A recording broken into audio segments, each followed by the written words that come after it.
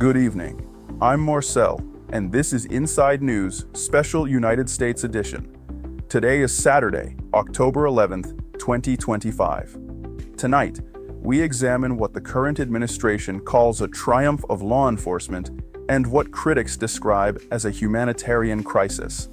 Since January 20th, 2025, the United States government has overseen the removal of over 2 million individuals from American soil.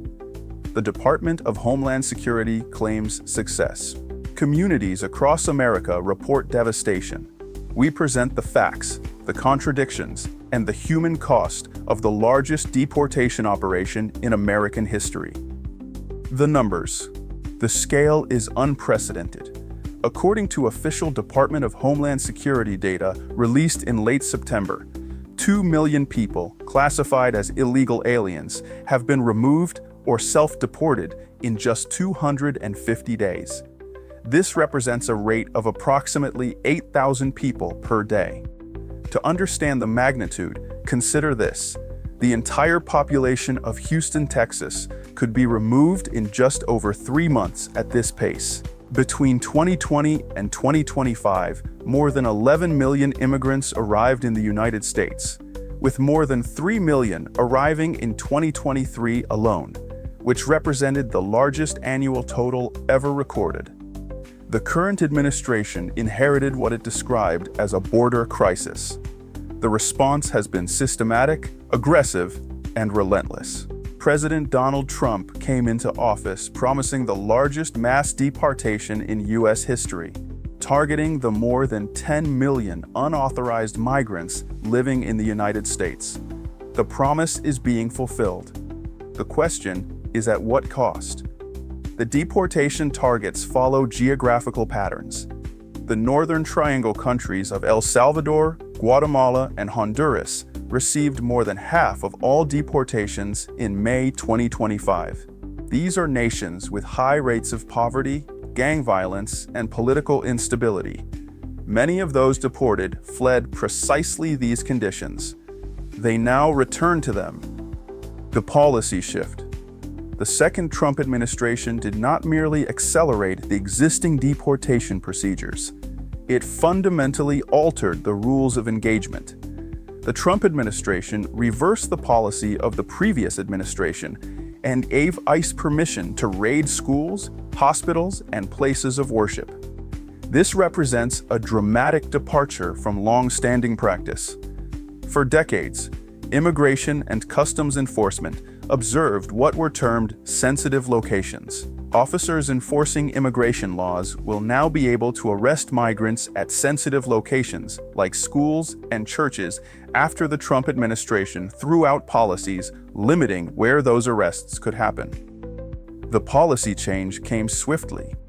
The policy, issued by acting DHS Secretary Benjamin Huffman, removes prior guidance to avoid so-called sensitive areas.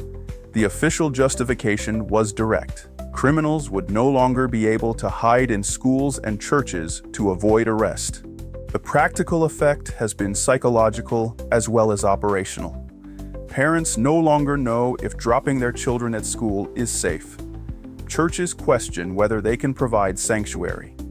Hospitals report that undocumented individuals avoid emergency rooms, even in medical crises, fearing arrest. The policy has created what advocates describe as a climate of terror. On January 23, 2025, U.S. Immigration and Customs Enforcement began to carry out raids on sanctuary cities, with hundreds of immigrants detained and deported. Sanctuary cities, jurisdictions that limit cooperation with federal immigration enforcement, became specific targets. The message was clear. Local resistance would not be tolerated. The contradictions. The administration frames the deportation campaign as targeting criminals. The reality is more complex and more troubling. Trump says he is targeting criminals, but he removed the restrictions that stopped ICE from conducting raids on schools, on hospitals, and in churches. The question Texas Representative Joaquin Castro posed is relevant. Who among the children in schools does the administration believe is a criminal? The data shows a broad sweep.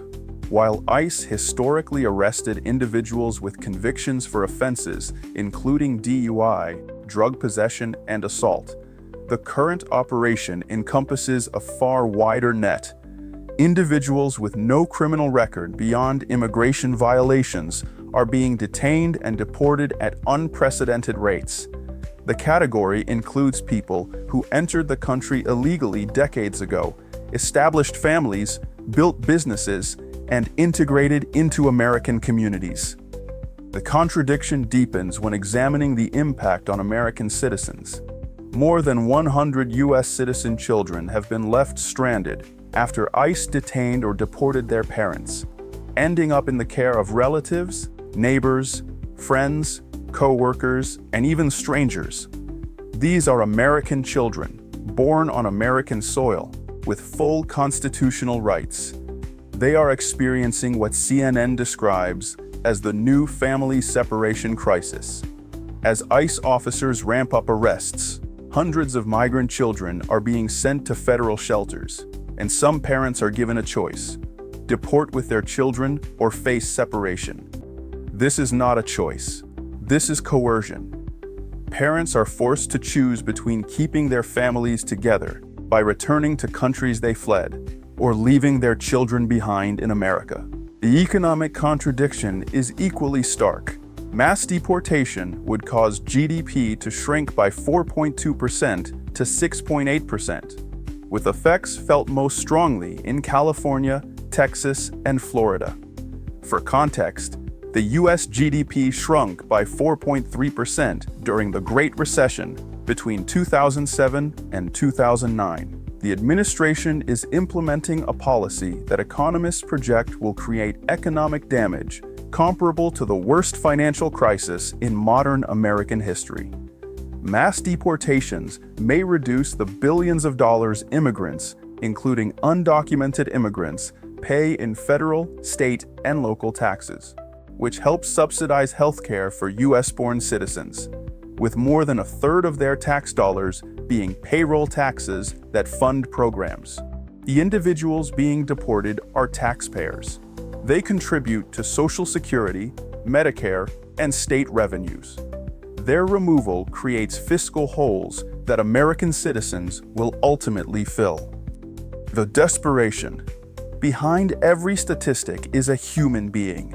Behind every deportation number is a family torn apart, a life upended, a future destroyed. Deportees who were separated from family members reported that their families lost income for basic needs, including rent and utilities, 50%, food, 44%, clothing, 39%, daycare, 16%, and health insurance, 15%. While school participation was also negatively impacted, 31%. These are not abstract percentages. These are children going hungry. These are families becoming homeless. These are students dropping out of school because the primary breadwinner has been removed from the country. The psychological toll is severe and long-lasting. Children experience toxic stress when they are suddenly separated from their parents, which negatively impacts brain development. And they are at greater risk of developing chronic mental health conditions, including depression and post-traumatic stress disorder, as well as physical health issues. We are creating a generation of traumatized American children. Research has indicated that parental detention and deportation increase risk for mental health problems such as severe psychological distress, anxiety, and depression, with many children reporting symptoms of post-traumatic stress. The trauma does not end when the deportation order is executed. It continues, sometimes for a lifetime.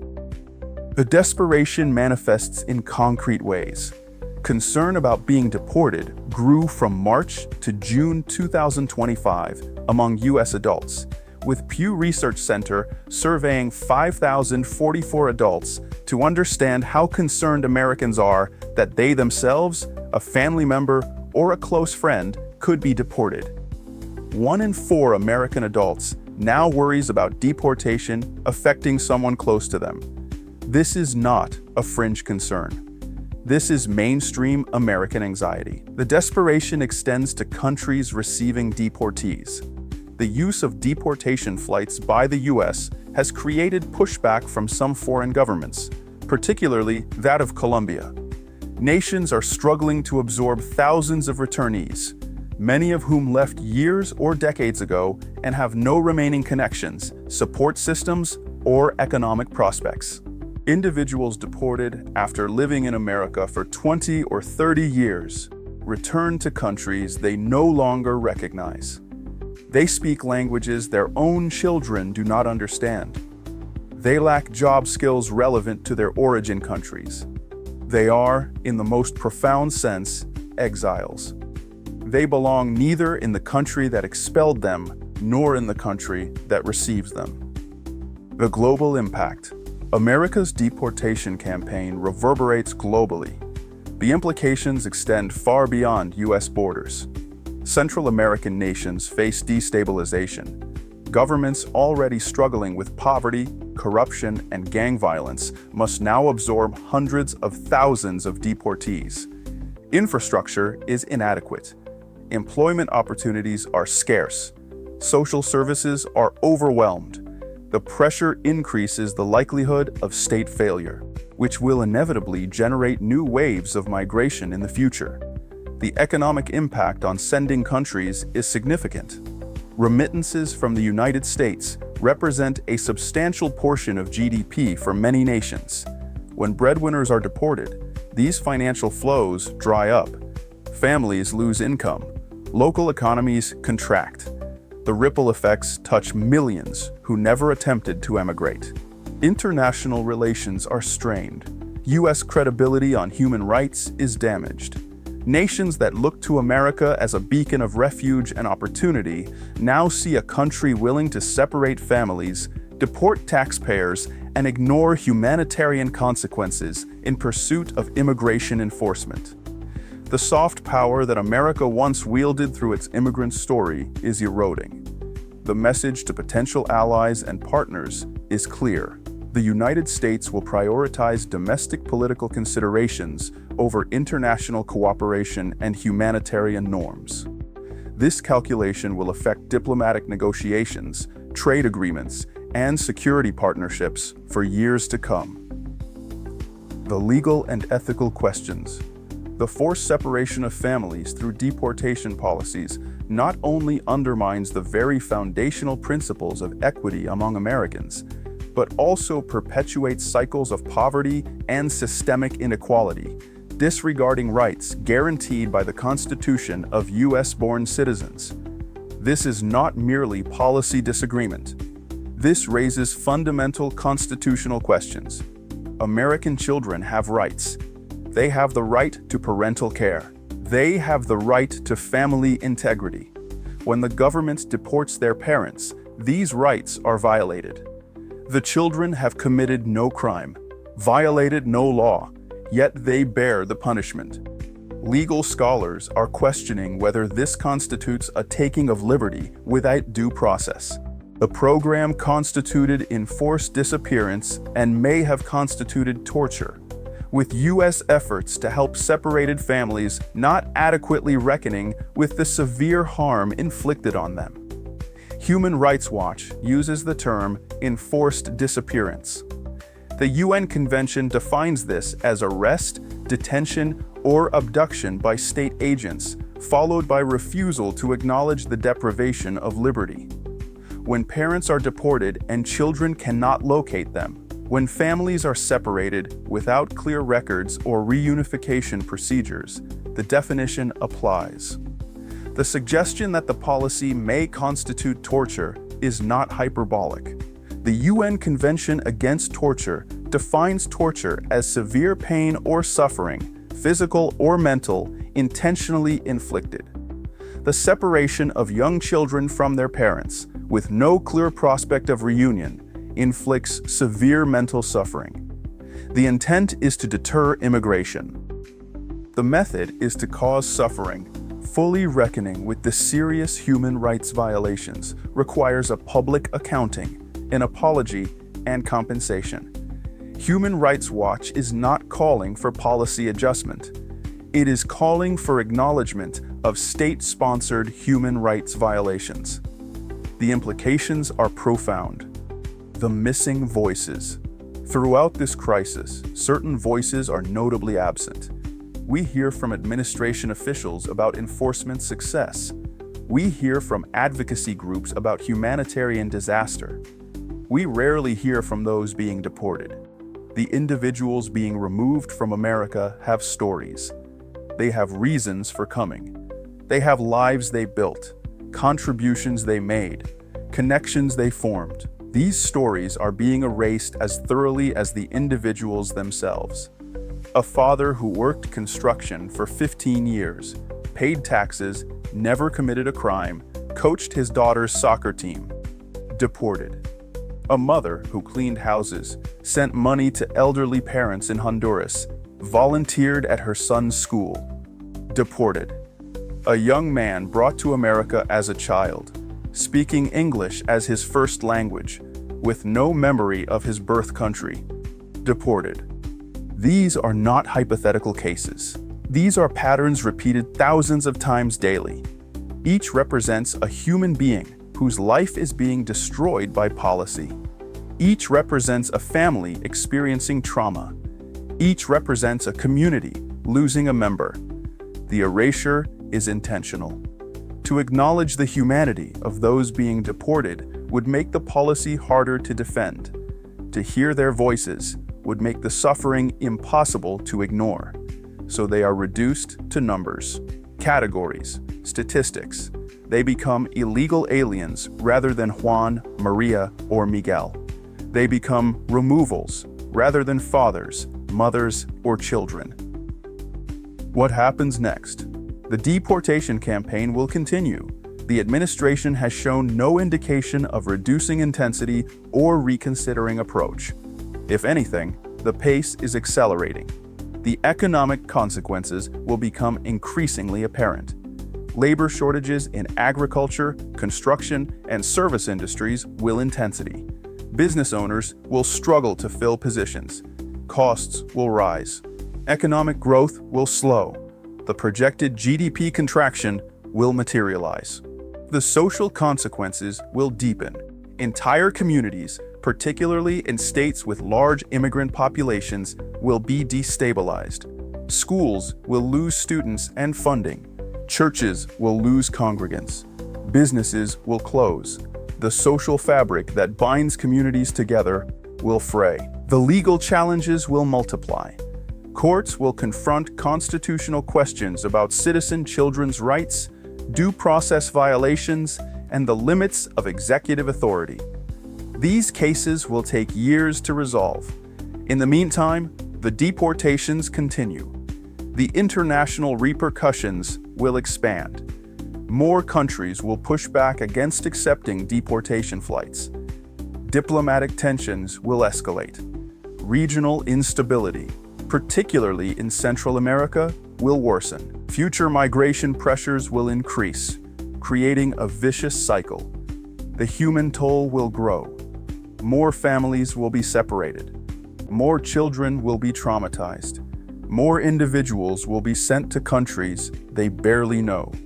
The suffering will compound. History will judge this moment. Future Americans will look back at 2025 and assess what their country did. They will examine the policies implemented, the suffering caused, and the choices made. They will ask why, when the consequences were clear and the human cost was evident, the deportations continued. This is Inside News. Tonight, we examine the largest deportation operation in American history. We presented the official numbers: 2 million people removed in 250 days. We examined the policy changes that enabled raids on schools, churches, and hospitals. We documented the contradictions: an administration claiming to target criminals while separating American children from their parents. We heard about the desperation, families losing income, children developing trauma disorders, deportees returning to countries they no longer recognize. We considered the global impact, destabilized nations, strained international relations, eroded American credibility. The facts are clear. The human cost is immense. The long-term consequences are severe. This is not a story about immigration enforcement.